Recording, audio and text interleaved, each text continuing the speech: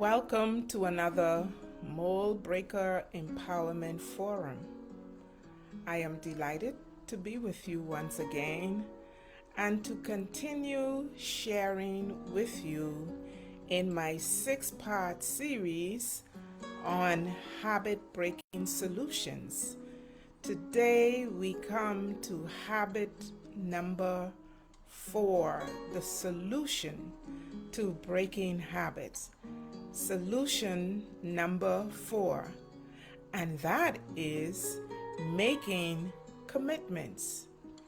Making a commitment to yourself. Why is making a commitment important? I encourage you to take a journey with me as we compare habits to other aspects of your life. We have children, we have families, we have a home, we have a career, and in order for us to succeed in each of these areas, we have had to make a conscious decision not to falter in our obligations to those areas of our lives. So, when we think about habits and what it takes for us to overcome them, we must take a parallel stance in our journey towards overcoming our habits that harm our health and the quality of our lives. So, a commitment is simply making a decision and standing by it no matter what presents that might try to derail you or set you off course. So, habits, as we have discovered, are not easy to break. Why is that? It's because many of the habits that are harmful to our health and quality of life have been laid down from early childhood, some even from infancy. And I can share a simple one. As babies, our first language is to cry. If we're hungry, we cry. If we're wet, we cry. If we have pain, we cry. If we need comfort, we cry. And so, the habit that has been formed there, even though we learned to communicate verbally and non-verbally in other forms as we grew, we still have come to realize that a complaint or a irritating action will somehow get us the result that we desire. And so, habits have been subconsciously ingrained in our makeup. And so therefore, if we are to overcome habits, we must now reprogram ourselves. And the reprogramming requires a level of commitment on our part. We have children, as I mentioned earlier. They're in school. In order for them to succeed in school, especially if they're in a private school, there is a commitment that we have that we must pay a school tuition. We live in a house. If we have a mortgage and we want to keep our house, the commitment is to pay the mortgage. So you have the drift of what I'm talking about. So when it comes now to overcoming habits, we must go back to the conditions. We must establish conditions and we must commit to fulfilling those conditions. It's not easy. There are days when we will fall off. We will not feel inclined to do the things that we have committed to doing, but we must still do them. Yes. So, in order for us to stay on track and continue to move towards the goal that we've set for overcoming particular habits that negatively impact our health and our quality of life, we must do some things.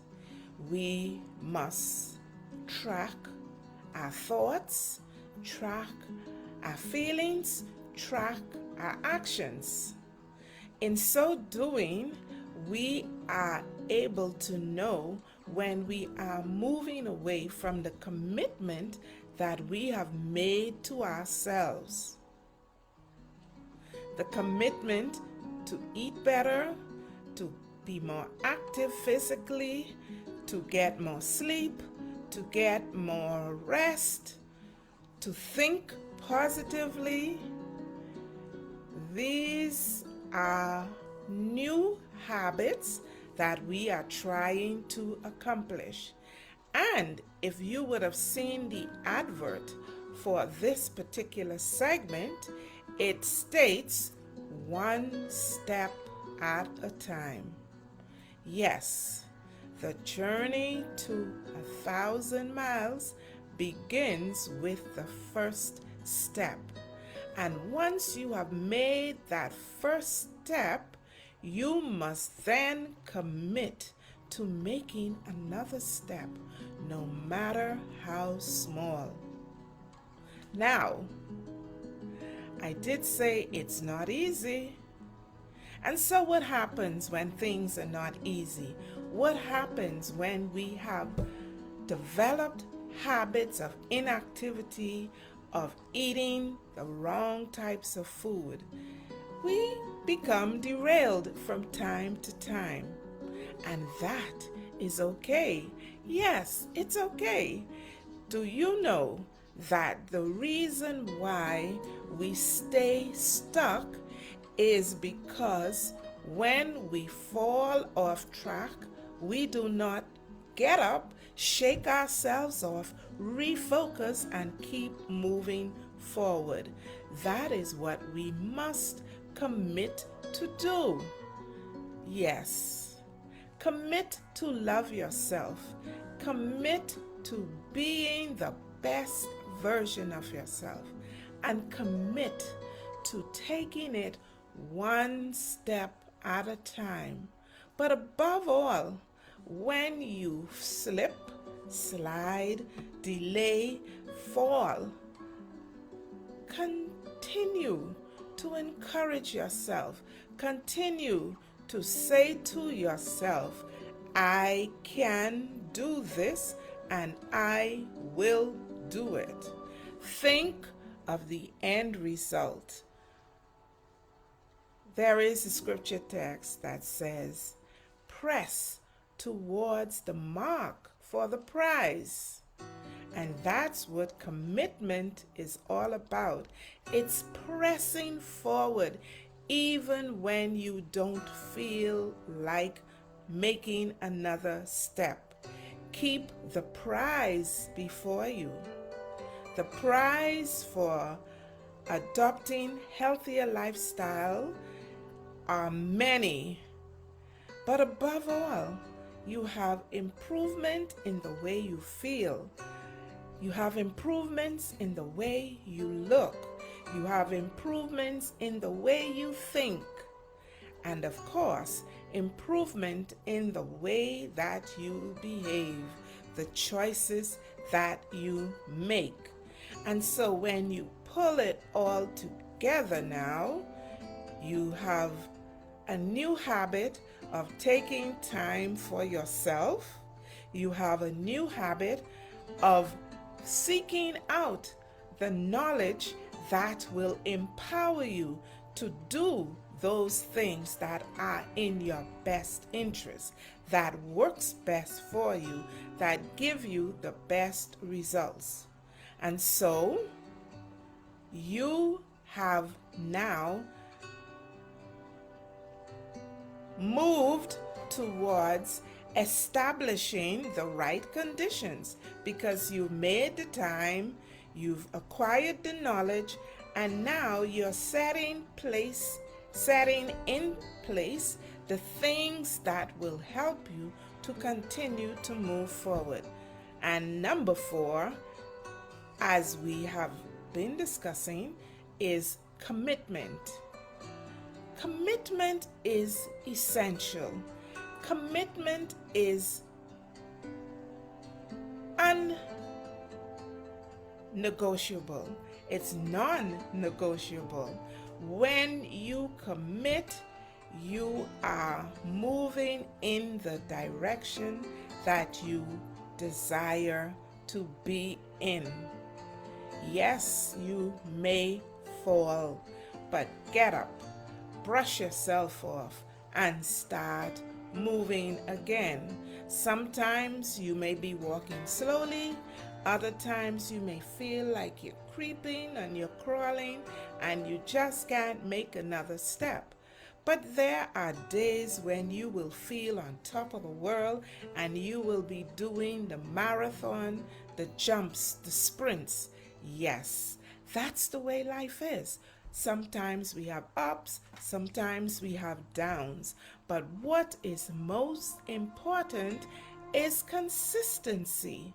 And that's what being committed helps you to develop: consistency in your new habits. And eventually, the old way of living will fade and will not even come to mind. This is so important. In the Bahamas and around the world, the leading cause of disability, death, poor health are associated and connected and directly correlated to the choices that we make. The leading diseases such as diabetes, high blood pressure. I will stick just to those 2. More persons are affected by these diseases, and more persons are dying from complications of these diseases than any other leading causes. Cancers are also in the ratings, and they too are connected to a great extent to our lifestyle, our choices, our consumption of food, our inactivity, our stresses, our lack of sleep. Yes, and so we must make commitments, and we must stick to those commitments. If you are diabetic, if you are hypertensive, if you have a combination of both diseases, or if you've been told that you are pre-diabetic or you have metabolic syndrome, do you know that you can reverse those conditions, improve your quality of life, improve the way you feel and look? Your mobility will improve, your mental state will improve, your image will improve, and you will be happier. You will thank yourself. But you must begin by taking those 4 steps to habit breaking. Taking time, getting the right information that will assist you with consuming the right food, utilizing your energies in positive ways, then you must set up the conditions. By getting the right knowledge, you are now able to know what types of food to buy, what types of exercises work best for your body type. You also will then begin to set up your environment that will allow you to timely consume your foods, your exercises, your rest, and begin to reverse those conditions that hinder you from being and functioning to the best of your ability. I am here as a registered nurse, a health educator, a health and life coach, and I am also an educational coach. So if you have a desire to make some changes in your life and you are struggling, please hit me up, email me, Mould Breaker Empowerment Network at gmail.com. Call me 810-7762. And of course, here on my Facebook page, on my YouTube channel, even on my Twitter channel, you can leave me a message, a comment, send me a hit indicating your need, and we can negotiate a partnership where I can help you to move in the direction that you desire to go to improve your health and quality of life. I thank you for following, for viewing, for taking these tips and utilizing them to improve your personal health and well-being.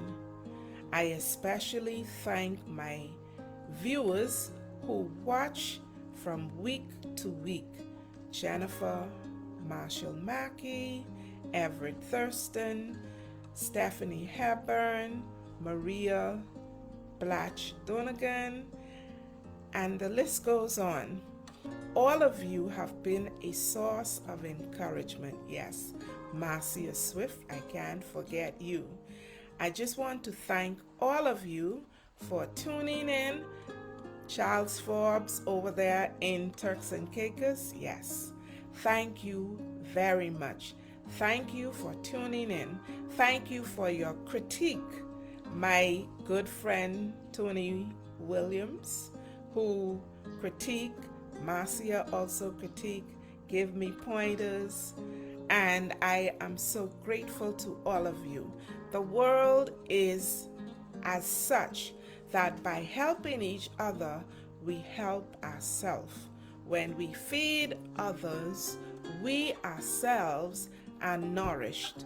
So continue to love yourself. Continue to tune in. Next week, we will look at habit number 5, and that has to do with accountability.